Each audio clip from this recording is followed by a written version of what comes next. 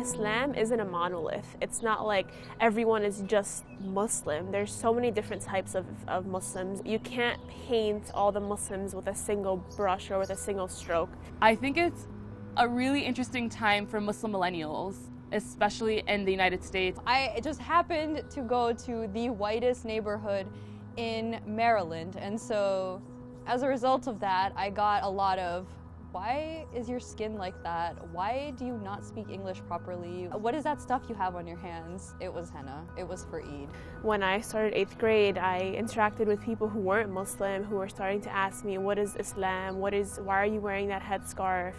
It kind of became my identity that people are constantly asking me these questions, and that's what I'm known for, the person who's almost an ambassador for the religion. I think one of my favorite memories growing up Muslim was Ramadan. Ramadan is basically the holy Muslim month of fasting. We would get up before sunrise, my parents, my grandparents, my siblings. We would have a meal. It was a very special time to be with family and to also reflect on faith, and I think that's why faith and family seem really intertwined to me as well. My earliest memory of being Muslim is actually, I remember being a young child just sitting in my lawn and looking up at the sky and kind of just talking to God one-on-one, because my mother used to tell me the stories of the prophets all the time, and they just really stuck with me because they're just really interesting stories. I study international relations and diplomacy with a minor in Middle Eastern studies.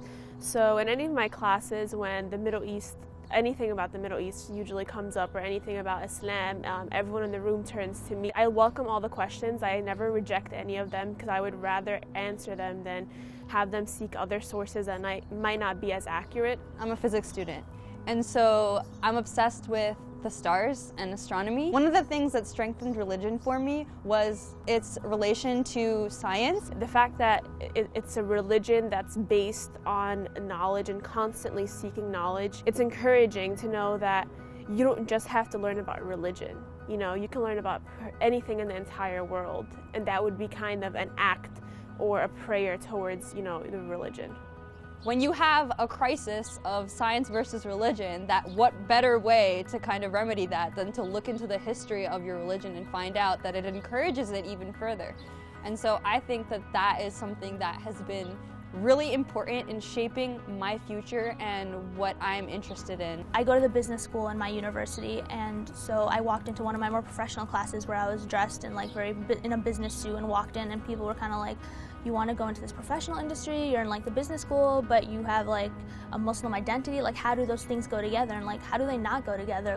This is my religious life, this is my personal life, and this is my professional life. Those things are totally mixable. It's not a dual identity, it's the one identity that is a combination of both East and West, you know. I think the biggest misconception that I've come across would have to be just that I'm oppressed. For one, I really dare somebody to oppress me. That's kind of my attitude. A lot of people feel uncomfortable when Muslim women don't fit into that box of how they want to believe Muslim women look or act or sound, and that's something that we're trying to break out of.